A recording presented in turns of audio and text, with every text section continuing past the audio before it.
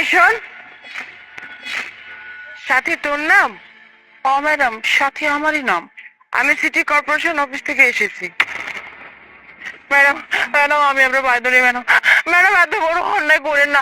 আমি কথা দিতেছি আমি কালকেও কিন্তু দোকান সরাই ফেলবো, কিন্তু আমার নামে চালান কাটেন না ম্যাডাম। আমার কাছে টাকা দেওয়ার মতো টাকা নেই। আমার স্বামীরাও মরে গেছে, আমি কই পাবো টাকা? আপনি আমার নামে চালান কাটেন, আপনার পায়ে পড়ি ম্যাডাম। হ্যাঁ ম্যাডাম, আমরা কালকে দোকান ছেড়ে দেবো। আপনি চালান কেটেন না ম্যাডাম, দয়া করে চালান কেটেন না। আরে আমি কোনো চালান টালান কাটতে আসিনি, তোরা ওঠ ওঠ। আমাদের স্যার কি যেন বলবে, এর জন্য আমি এখানে এসেছি। স্যার বাইরে ওয়েট করতেছে, চল আমার সাথে। আমার লগে স্যার কথা বলবে মানে? আমার লগে আবার কিসের কথা? এখন সেটা তো স্যারই জানে যে স্যার তোর সাথে কি কথা বলবে। চল আমার সাথে।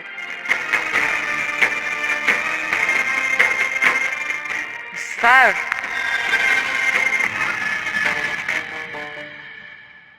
আলিফ দেওর, তুমি তুমি এতদিন পর কই থেকে আইলা? তোমার তো চেনাই যাচ্ছে না। তোমার বেশভূষা তো পুরাই বদলাই গেছে, তোমার তো মস্ত বড় অফিসার লাগতেছে। হ্যাঁ ভাবি, আমার অ্যাসিস্ট্যান্টকে আমি নিজেই পাঠাইছিলাম যেন তোমাকে আর আমার ভাতিজিকে এখানে নিয়ে আসে। ভাবি, ঠিকই বলছো। আমার পোশাক আশাক থেকে শুরু করে আমার স্ট্যাটাস, আমার অবস্থান সবকিছুরই পরিবর্তন হয়ে গেছে ভাবি, সবকিছু। আর এই সবকিছুর পরিবর্তন শুধুমাত্র স্বয়ংসম্পূর্ণ হয়েছে তোমার জন্য। ভাবি, কইতেছিলাম যে এই জায়গায় থাইকা যতটুকু পড়াশোনা করা যায় এতটুকু আমার হয়ে গেছে। এখন আমার পড়াশোনা করতে হইলে শহরে যাওয়া লাগবো। এই জন্য তোমার কাছে আইছিলাম আর কি, কথাটা কইতে।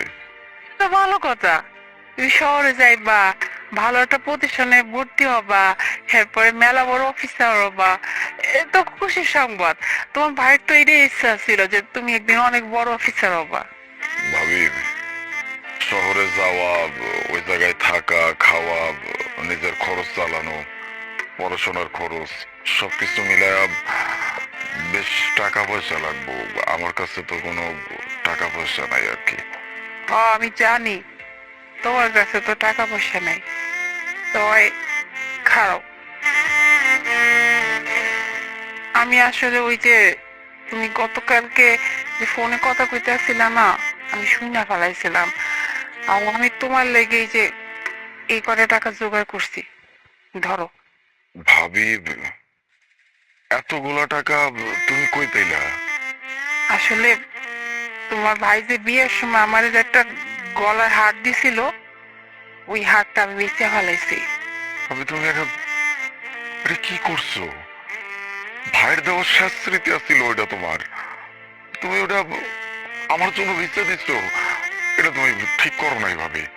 ধরো, কি সব কথা কইতেছো তুমি? হ্যাঁ, তোমার ভাইয়ের তো স্বপ্ন ছিল, হ্যাঁ ছোট ভাই পড়াশোনা করব, অনেক বড় অফিসার হইব, সবার কাছে কইব আমার ছোট ভাই মস্ত বড় অফিসার। কিন্তু ভাগ্য তার সহায় রইল না, আমগো ছাইরা তো হ্যাঁ চলে গেল। কিন্তু হ্যাঁ স্বপ্ন পূরণ করার দায়িত্ব তো আমার, তাই না? আমি তো বাইচে আছি, আর আমি থাকতে হ্যাঁ ছোট ভাইয়ের ইচ্ছা অনিচ্ছা এটি দেখার তো দায়িত্ব আমার। আর তোমার যে পড়াশোনা করতে হইব, শহরে যাইতে হইব, এর জন্য টাকা পয়সা তো আমার জোগাড় করার লাগবো। এই লেগে তো আমি আমার হারটা বেচে দিছি।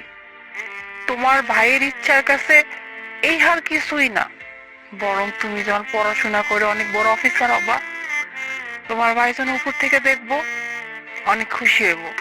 ওই খুশির কাছে আমার হার কিছুই না, বরং তুমি যদি অফিসার হও আমি অনেক খুশি হব। তাই আমি হার বেচে দিছি, আমার স্বামীর শেষ স্মৃতি আমি বেচে দিছি। এর চিন্তা তোমার করার লাগবে না। তুমি বরং এখন কাজ করো, তুমি টাকাটা নিয়ে শহরে যাওয়ার প্রস্তুতি নাও। ভাবি, তোমার দেখা মাঝে মাঝে আমার মনে হয় তুমি কোনো সাধারণ মানুষ না। তুমি আল্লাহর তরফ থেকে আমার জন্য পাঠানো একজন ফেরেশতা। আমি অবশ্যই স্বপ্ন পূরণ করব। আমি তোমাকে জন্য হইলেও আমার স্বপ্ন পূরণ করব। আমি কথা দিতেছি, আমি চাই সবকিছু গুছালাই।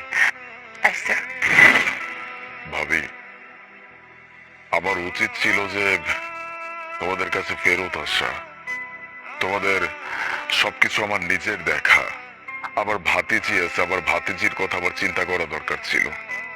আমার ভাইটা মরে যাওয়ার পর থেকে তুমি আমাকে কখনো দেবরের মতো দেখো নাই, নিজের ভাইয়ের মতো দেখছো।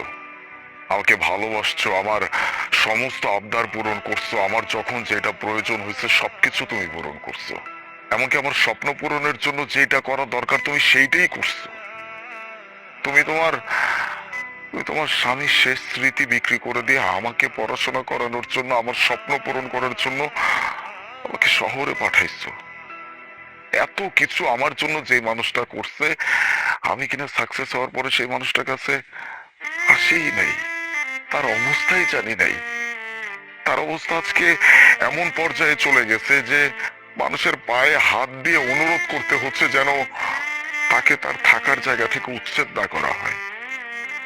ভাবি, আজকে আমার কাছে সবকিছু আছে, সবকিছু। আমার অবস্থান, আমার স্ট্যাটাস, আমার ক্লাস, এভরিথিং, সবকিছু শুধুমাত্র সম্ভব হয়েছে তোমার জন্য। আমি ভুল করছি, আমি অন্যায় করছি, আমার আরো আগে আসা উচিত ছিল তোমাদের কাছে। তুমি প্লিজ আমাকে মাফ করে দাও ভাবি। না না, তুমি এটা কি করতেছো? তুমি আমার কাছে হাত জোর করতেছো কেন? তুমি আমার সামনে হাত জোর করলে তো আমার খারাপ লাগবো না? আর আমি কি করছি কত? আমি তো আমার স্বামীর দায়িত্ব পালন করছি। তুমি আমার স্বামীর ছোট ভাই, অনেক আদরের ভাই। আর তুমি তো আমারও ছোট ভাইয়ের মতো, তাই না? আমার স্বামী বেঁচে থাকলে তো হ্যাঁ এই কামটাই করতো। এর ভাইয়ের স্বপ্ন পূরণের লেগে পুরো জান লাগাই দিত। কিন্তু দুর্ভাগ্য হয়েছে, তোমার ভাইটা তো আমগো ছেড়ে চলে গেছে। কিন্তু আমি তো আছি, আমি থাকতে হের ছোট ভাইয়ের স্বপ্ন পূরণ হইব না, এটা কি হয় কও? এই লেগে তো আমার কাছে আমার শেষ সম্বল যা ছিল, আমার স্বামীর শেষ স্মৃতি, এটা বেঁচে দিয়ে আমি তোমার পড়াশোনা টাকা দিছিলাম। এই নিয়ে আমার বিন্দু পরিমাণ আফসোস নাই। কেন জানো? ওই যে আমার স্বামী থাকলে এই কাজ করতো, তো বরং আমার আর ভালো লাগতেছে যে আমার স্বামীর ইচ্ছাটা আমি পূরণ করতে পারছি। আর বিশ্বাস করো, তোমার এরকম দেখা আমার যে কি খুশি লাগতেছে আমি তোমার কয়া বুঝাতে পারো না। মানে আমার সামনে আমার স্বামীর ছোট ভাই কত বড় অফিসার হয়ে দাঁড়ায় আছে। ইস, আজকে যদি তোমার ভাইরা থাকতো কত খুশি হতো, একবার চিন্তা করো তো। ভাবি, একটা ভুল কথা বলে ফেলছো। এই টাকা পয়সা বাড়ি গাড়ি সবকিছু শুধুমাত্র আমার না, তোমার, আমার ভাতিজি, আমাদের। ভাইটা মরে যাওয়ার পর থেকে অনেক কষ্ট করছো ভাবি। আমার এই ভাতিজিও কম কষ্ট করে নাই। আমি আমি আর তোমাদেরকে এই অবস্থায় দেখতে পারবো না। আমার অ্যাসিস্ট্যান্টকে আমি ইচ্ছা করেই পাঠাইছিলাম তোমার কাছে। তোমরা আর এখানে থাকবা না, আমার সাথে আমার বাড়িতে থাকবা। তোমার কোনো কাজ করতে হবে না, বাড়িতে সমস্ত কাজ করার জন্য কাজের লোক আছে ভাবি। তুমি শুধুমাত্র এখন রাজরানীর মতো পায়ের উপর পা তুলে বসে বসে খাবার বিশ্রাম করবা, আর কিচ্ছু না। আর আমার ভাতিজির জন্য যা করার আমি করব। ওকে এই শহরের সব থেকে বড় স্কুলে আমি ভর্তি করাবো। ও পড়াশোনা করবে, ও অনেক বড় অবস্থানে যাবে, আমাদের স্বপ্ন পূরণ করবে ইনশাল্লাহ ভাবি।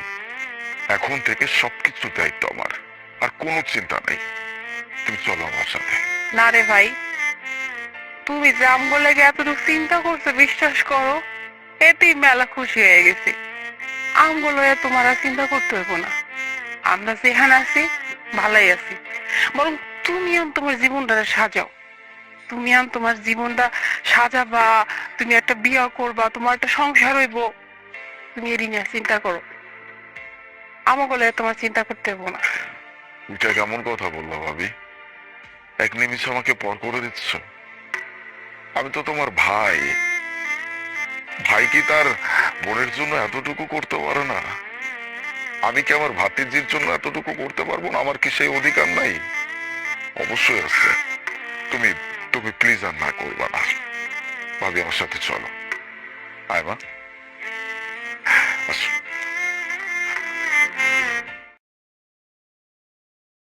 এই যে তোমার বেতনের 16,000 টাকা। এই যে তোমার 4,000 টাকা, বাকি 12,000 টাকা পরের মাসে আমি দিয়ে দিব তোমাকে। আজকে আমি উঠি, কাজ আছে।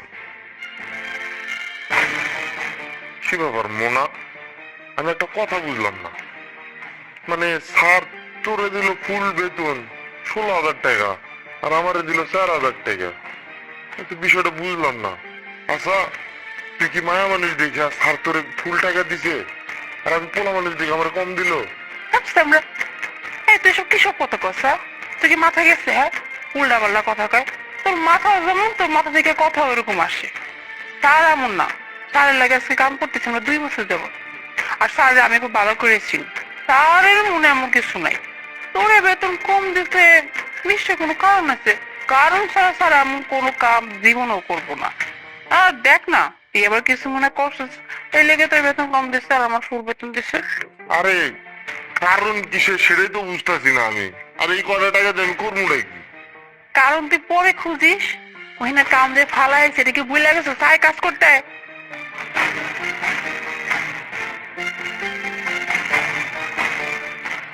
এই যে মোনা, তোমার 16,000 টাকা, আর এই যে তোমার 4,000 টাকা, বাকি 12,000 টাকা আমি পরের মাসে অ্যাড করে দিব। স্যার একটা ব্যাপার বুঝলাম না, মানে গত 3 মাস ধরে আমার বেতন টাকা কাইটা রেখে দিতেছেন আর কইতেছেন যে দিমু পরের মাসে দিমু পরের মাসে দিমু। এই যে এদিকে তো আপনি আমার থেকে কোনো টাকাও পান না, অথচ মোনার ফুল টাকা আপনি দিয়ে দিতেছেন। আমি এই কয় টাকা নিয়ে কি করবো? আমার কি টাকা পয়সা লাগে না? আর এই কয় টাকা দিয়ে আমি তো চলতেও পারি না।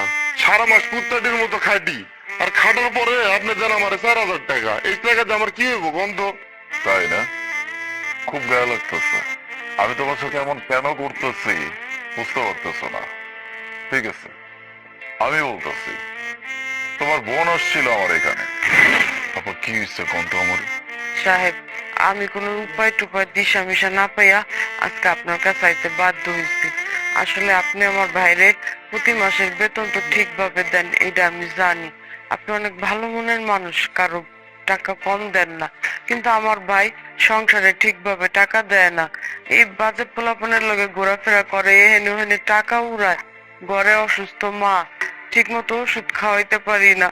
মাটার যদি কিছু হয়ে যায় তখন আমি কার লগে থাকুম কন? বাইরে যদি এটা বুঝতো তাহলে কি টাকাগুলার এইভাবে নষ্ট করে? আমার কথা তো বাদে দিলাম, আমার ছোট আরেকটা বোন আছে, ওর লগে বাজে ব্যবহার করে। আমার লগে যা করে সেটা আর আমি মুখে কইতে চাই না।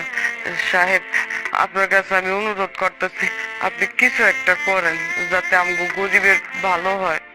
বুঝতে পারছি আপা, বিষয়গুলো তো আমি আগে থেকে জানতাম না। যদি জানতাম তাইলে হয়তো কোনো একটা ব্যবস্থা আরো আগেই করতাম। এখন কি করা যায়? আপা, এক কাম করি, আপনার ভাই তো কাম করতেছে, প্রতি মাসে ওর বেতন হইতেছে 16,000 টাকা। ওর হাত খরচের জন্য, মানে একটা মানুষের হাত খরচের জন্য আর কতই লাগে? 4,000 5,000। আমি যেটাই হোক ওর হাতে দিয়ে দিলাম, দিয়া বাকি যে টাকাটা থাকে এটা আমি নিজ দায়িত্বে আপনার করে বাড়িতে গিয়ে দিয়ে আসলাম। তাহলে চলবো? হ সাহেব, আপনি যদি উপকারটা করেন তাহলে আমার অনেক উপকার হইব। ঠিক আছে, আমি ব্যবস্থা করতেছি, আপনি চিন্তা করেন না। যান, আপনি বাসায় যান। আসসালামু আলাইকুম। ওয়ালাইকুম আসসালাম। কি এবার বুঝতে পারছো? হ্যাঁ, তুমি তোমার পরিবারের সাথে দিনের পর দিন যে কত বড় বড় অন্যায় করতেছো তোমার কোনো আইডিয়া আছে? তুমি তোমার পরিবারের একমাত্র উপার্জনক্ষম পুরুষ মানুষ। তোমার বাবা নাই, তোমার বাড়িতে অসুস্থ মা, তোমার 2টা বোন। একটা বোনের বিয়ে হয়ে গেছে, তার সংসার টেকে নাই, সে এখন তোমাদের সাথে থাকে। আরেকটা বোন আছে, সে বিয়ে সমতুল্য, তার বিয়ে দিতে হবে। এত সব কিছু চিন্তা মাথায় রেখে একটা পুরুষ মানুষ কিভাবে তার বন্ধু বান্ধবের সাথে বাজেভাবে খরচ করে উড়ায়? কিভাবে পারো তুমি এটা? তুমি এত পরিশ্রম করতেছো এখানে, মাস শেষে মাত্র 16,000 টাকা তোমার বেতন। এই টাকা দিয়ে কোথায় তুমি তোমার সংসার চালাবা? তুমি তোমার মায়ের ওষুধের ব্যবস্থা করবা, বোনের বিয়ের জন্য তুমি টাকা সঞ্চয় করবা, নিজের সংসারটাকে তুমি সুন্দরভাবে সাজায় রাখবা। তা না, তুমি তোমার বন্ধুদের সাথে গিয়ে বাজে ভাবে সমস্ত টাকা উড়ায় দিচ্ছ। আর এই জন্যই আমি গত 3 মাস যাবত তোমার বেতন থেকে 12,000 টাকা করে কেটে তোমাকে মাত্র 4,000 টাকা দিচ্ছি, যেটা দিয়ে তোমার পুরো মাসের খরচ আরামসে চলে যাবে। আর যে 12,000 টাকা আমি কেটে রাখতেছি, এটা কিন্তু আমার কাছে নাই। আমি প্রতি মাসে সময় মতো তোমার পরিবারে গিয়ে সেই টাকা দিয়ে আসতে, এই টাকা দিয়ে তোমার পরিবার একটু ভালোভাবে চলতে পারতেছে। আচ্ছা আমাকে একটা কথা বলো তো, তুমি যদি তোমার পরিবারকে নিয়ে চিন্তা না করো, কে করবে? হ্যাঁ, পরিবারে আর কেউ আছে? আজ বাদে কাল তোমার পরিবারের যদি কোনো ক্ষতি হয়ে যায়, কোনো বড় ঝামেলা তৈরি হয়, তখন যদি কোনো টাকা পয়সার প্রয়োজন হয়, কি করবা? তোমার কাছে তো কোনো সেভিংস নাই, তোমার কাছে কোনো ক্যাশ টাকা নাই, কিভাবে কি ম্যানেজ করবো? কিছুই করতে পারবো না। এই জন্যই বলতেছি এখনো সময় আছে, নিজেকে শুধরাও। আর একটা কথা চিন্তা করে দেখো তো, এই যে তুমি প্রতি মাসে 10 থেকে 12,000 টাকা তোমার বন্ধুদের পেছনে নষ্ট করে ফেলতেছো, 1 বছরে যদি 12,000 টাকা করে আমি গুণ করি, তাহলে তোমার কত টাকা হচ্ছে? 1,14,000 টাকা। এই 1,14,000 টাকা তুমি তোমার বন্ধু বান্ধবের কাছে শুধু শুধু নষ্ট করতেছো। আর এই 1,14,000 টাকা যদি তোমার পরিবার পায়, তাহলে তাদের কত বড় উপকার হয়। এখনো সময় আছে, শুধরাও। হ্যাঁ স্যার, ঠিকই বলছেন আপনি। আর আমি আজকে থেকে আপনার কথা দিতেছি, আমার পরিবারের আমি দেখে শুনে রাখবো, আমার পরিবারের কোনো কষ্ট দেবো না। আর আমি এই টাকাগুলো বাজে খরচ করুম না স্যার, আপনার আমি কথা দিলাম। আর স্যার, আপনি যে আমার 4,000 টাকা দিচ্ছেন না, এই 4,000 টাকার থেকেও আমি চিন্তা ভাবনা করবো এখান থেকে যেন আমি পরিবারে দিতে পারি কিছু। আমি আর বাজে খরচ বাইরে করুম না স্যার, আপনার আমি কথা দিলাম। যাক, শুনে খুশি হলাম। আমি যে তোমাকে বুঝাইতে পারছি, এটা ভেবে ভালো লাগে।